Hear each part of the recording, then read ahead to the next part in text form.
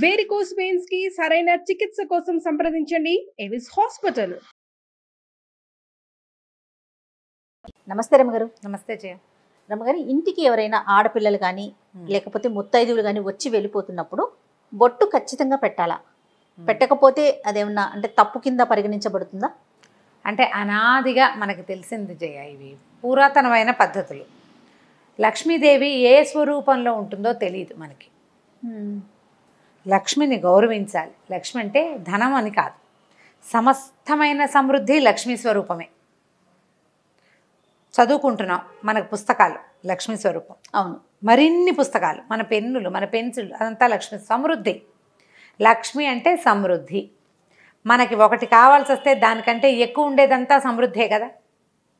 ఆరోగ్యం అంతే, ఐశ్వర్యం అంతే, ఇల్లంతే, వాకిళ్ళ సమస్తమైనవి బట్టలతో సహా ప్రతిదీ సమృద్ధి. ఈ సమృద్ధిని ఇచ్చేటువంటి ఆ శక్తి ఏ స్వరూపంలో గోచరిస్తుందో మనకి కనపడదు, మనకు తెలియదు. అది తెలియదు కాబట్టి మన ఇంటికి వచ్చిన లక్ష్మికి స్త్రీ స్వరూపం ఉంటుందని అనాదిగా మనం నమ్ముతున్నాం. అవును అవును, ఆమె శ్రీదేవి స్త్రీదేవత. పురుష రూపంలో కూడా రావచ్చు పురుష రూపంలో కూడా. అందుకని దానికి మనకు అతిథి దేవో భవ అని, వచ్చిన అతిథికి తాగడానికి మంచినీళ్ళు ఇవ్వండి, కాస్త మజ్జిగ ఇవ్వండి, కాస్త అలసిపోయేస్తే కాస్త సేద కూర్చొని అయినా చల్లగా ఉండు, ఏదైనా ఒక ముద్ద అన్నం తిను అని మాట్లాడాలి. ఇవన్నీ మనకు ముందు నుంచి అలవర్చారు. మగవాళ్ళు విష్ణు స్వరూపాలు, స్త్రీలు లక్ష్మీ స్వరూపాలు అని కూడా మనకి అలవాటు చేశారు. ఇప్పుడు ఇవి వచ్చిన వాళ్ళు ఆడపిల్లలు కానీ, తర్వాత స్త్రీలు ఎవరైనా ముత్తైదులు కానీ వస్తే గౌరవించడం, వాళ్ళని ఎట్లా బొట్టు ఉంచటం, గౌరవించటం అంతే కదా. అవును, బొట్టు ఉంచి ఏదైనా ఓ పండో, ఓ పువ్వో, రవికల బట్టో, ఓపిక ఉంటే ఇంకా ఏమిటో, అవన్నీ మన దగ్గర లేవు. అయినా సరే ఏవో అరటిపళ్ళు ఏవో ఉంటాయా, 2 ఖర్జూర పళ్ళైనా ఏదైనా ఒకటి గౌరవించి పంపించడం మన విధానం. ఇలా గౌరవించబడిన స్త్రీ వల్ల మనకి లక్ష్మి కలిసి రావచ్చు. ఆమె యందున్న లక్ష్మి గౌరవింపబడి మన యందు ఉండాలని భావించవచ్చు. రెండోది, స్త్రీలకి బొట్టు పెట్టడం అది ఏంటంటే, దీంట్లో ఒక చిన్న మార్మికమైన ఒక వ్యవహారం ఉంటుంది. ఇప్పుడు ఎవరో మన ఇంటికి వచ్చారు, వాళ్ళకి మన పట్ల ఎలాంటి ఇబ్బంది, అనాదర భావం కలిగిన, లేకపోతే ఈర్ష్యాసూయలు పుట్టిన ఏదో ఒక భావం కలుగుతుంది కదా. అదొక తీవ్రమైన భావం అనుకో, దాని దృష్టిపాతం మన మీద ఉండకూడదు. ఓహోహో, అందుకని ఈ నుదుటన ఉండే ఆజ్ఞాచక్రాన్ని చల్లబరుస్తాం మనం బొట్టు పెట్టి. అది వాళ్ళ దృష్టి పాజిటివ్గా మన మీద ఉంటుంది. అది పాజిటివ్గా మార్చటం ఒకటి గౌరవించటం అయితే, రెండోది వాళ్ళ యొక్క ఉద్దేశాలలో మన మీద ఎటువంటి ఆగ్రహమో, ఆవేశమో, కష్టమో, నిష్ఠూరమో, విసుగుదలో, ఏదైనా అయిష్టమో, లేకపోతే ఒక ఈర్ష్యో, ఒక తీవ్రమైన భావం కలిగితే ఆ తీవ్ర భావాన్ని చల్లబరచటం. ఆ స్త్రీలు, ఈ పుత్తైదులు లేదా కన్యపిల్లలు లక్ష్మీ స్వరూపాలు కాబట్టి ఆ వారిని గౌరవిస్తే లక్ష్మీదేవిని గౌరవించినట్లే అయ్యి మనకి మరింత సమృద్ధి పెంపొందుతుంది అన్న ఉద్దేశంతో ఇలా బొట్టు పెట్టడం అనేది ఒక సిద్ధాంతంగా అలవాటు చేశారు. అది పెళ్ళైన స్త్రీకైనా పెళ్ళి కాకపోయినా కూడా అంతే కదా గారు. పెళ్ళైన స్త్రీ ఖచ్చితంగా పెట్టాలి. వాళ్ళతో పాటు ఆవిడ చేతిలో చంటి పిల్ల, ఏడాది పిల్ల, బుడ్డదానికి కూడా బొట్టు పెట్టాలి.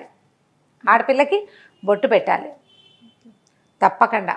ముత్తైదు పూర్తిగా గౌరీ స్వరూపం, బాలగౌరి చిన్నపిల్ల అయితే. ఇది ఒక ఆచారం, ఇది మన సంప్రదాయం, ఇది మన ఆచారం, ఇది ఒక మర్యాదమ్మా. ప్రధానమైనది ఇది ఒక మర్యాద. ఆ మర్యాదని మనం కొనసాగించుకోవాలి, అలవర్చుకోవాలి, పిల్లలకి నేర్పించాలి. ఉండండి బొట్టు పెడతాను అని చెప్పి ఉంచి బొట్టు పెట్టి పంపించాలి.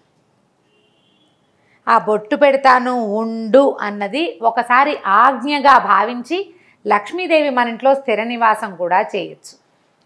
ఆవిడ వెళ్ళిపోతుంది బొట్టు పెట్టించుకున్న ఆవిడ. ఆ బొట్టు పెడతాను ఉండు అన్న మాటని లక్ష్మీదేవి స్వీకరించవచ్చు. ఆ పాజిటివ్ దృక్పథంతోటే మనం బొట్టు పెట్టాలి. పెట్టేటప్పుడు మనం కూడా శ్రద్ధగా ముందు మన మొహాన్ని ఉంచుకుని అప్పుడు ఆ చేత్తో తీసి ముఖంలో పెట్టడం, ఏదైనా పండో ఫలమో ఏదో ఇవ్వటం. కుంకుమ పడిపోకుండా కాస్త జాగ్రత్తగా పెట్టడం. ఈ కుంకుమ అనేది మంగళ ద్రవ్యం, చాలా జాగ్రత్తగా ఉంచుకోవాల్సిన ఆ పద్ధతి. ఇవన్నీ కూడా మనకు ముందు నుంచి అలవర్చారు చూడు. కొన్ని మానేసాం మనం, కానీ కొన్ని మానల. అందులో ఈ బొట్టుంచే విధానాన్ని మానుకోలేదు మనం. మానుకోలేదండి. అందరూ పెడతారు. అవును అవును, అందరూ బొట్టు పెడతారు. కాబట్టి తప్పకుండా ఈ విధానాన్ని ముందుకు తీసుకెళ్ళండి. తర్వాత ఇంకొకటి ఏంటో తెలుసా, దీంట్లో ఇంకొక మాట చెప్తా చూడు. ఇది నాకు చాలా రోజుల క్రితం అనసూయమ్మ గారిని మా ఇంటి దగ్గర ఉండేవారు, పెద్దవారు, భలే లక్షణంగా ఉండేవారు. ఆవిడ ఒకసారి చెప్పారు, బొట్టు పెడితే శక్తిపాతం జరుగుతుంది అని. అంటే ఇప్పుడు నాకు బొట్టు పెట్టావు నువ్వు, నాలో ఉన్న శక్తి, నాలో ఉండే సాత్వికమైన శక్తి అంశ ఏదైనా ఒకటి ఉంటే అది నీకు దొరుకుతుంది, అది నీకు లభిస్తుంది. శక్తిపాతం అంటారు దాన్ని. కొంచెంమంది మహానుభావులు, చాలా పెద్దవాళ్ళు, స్త్రీలు, చాలా పెద్ద ముత్తైదువులు వాళ్ళు వస్తే వాళ్ళ యొక్క 5వ తనము, వాళ్ళ యొక్క ఐశ్వర్యము, ఎక్కువ సంతానాభివృద్ధి ఉండటము, వంశాభివృద్ధి జరిగే లక్షణము, భగవంతుని యందు ఆకర్షితులయ్యే పద్ధతో, ఇతరుల పట్ల ప్రేమగా ఉండే ఒక మనస్తత్వం, ఒక సాత్వికమైన శక్తి మనకి లభిస్తుంది. అది ఎవరి నుంచి లభిస్తుందో మనకు తెలియదు. కాబట్టి అందరికీ బొట్టు పెడితే ఎవరో ఒకళ్ళ దగ్గర నుంచి ఆ సాత్విక శక్తి మనకి లభించడానికి అవకాశం ఉంది. రమ్మగారు, ఇప్పుడు మనకన్నా ఒక 10-15 సంవత్సరాలు పెద్దవారు అనుకోండి, వారికి కూడా మనం బొట్టు పెట్టొచ్చా? అందరికీ పెట్టచ్చు, అందరికీ పెట్టచ్చు. పెద్దవాళ్ళకి మనం బొట్టు పెట్టకూడదు అలాంటిది ఉండదు, ఎవరికైనా పెట్టచ్చు. ముసలి మా అమ్మలకి కూడా, అంత పెద్దవాళ్ళకి బొట్టు పెట్టే అవకాశం లభిస్తే భగవంతుడు మన మీద మంచి కరుణ చూపించినట్టు. బొట్టు పెట్టచ్చు, పసుపు రాయొచ్చు. పెద్దవాళ్ళు కూడా చిన్నపిల్లలకి ఎప్పుడు రాస్తారు పసుపు రాయటం, బొట్టు పెట్టడము.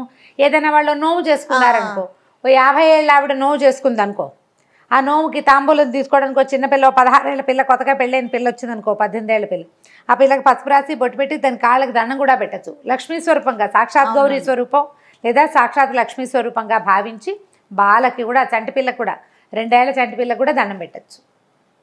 ఈ బొట్టు పెట్టేదానికి పెద్దగా వయసులో తేడా లేవు. వాళ్ళు బొట్టు ఉంచుకునే అలవాటు ఉన్న వాళ్ళు కావాలి, విధానం ఉన్న వాళ్ళు అయితే చాలు. బొట్టు పెట్టడమే ఇక్కడ పెట్టచ్చు, సీమంతంలో పెట్టచ్చు, పైన కూడా నుదుట్లో పెట్టచ్చు, పాపిట్లోనూ పెట్టచ్చు, ముఖం మీద నుదురు మీద పెట్టడమే చాలా కరెక్ట్ పద్ధతి. ఇక్కడ ఆజ్ఞాచక్రంలో బొట్టు పెడితే కనుక వాళ్ళ తాలూకు శక్తి, వాళ్ళలో ఉన్న ఒక సాత్వికం వాళ్ళకి పోయి మనకి రాదు, వాళ్ళలో నుంచి కొంత శాతం మనకి లభిస్తుంది. ఆ ఆలోచనతోటి ప్రతి వాళ్ళకి బొట్టు పెట్టడము, ఇది ఈ అలవాటు ఉంచుకుంటే బాగుంటుంది. తప్పకుండా రమ్మగారు. నమస్తే. నమస్తే.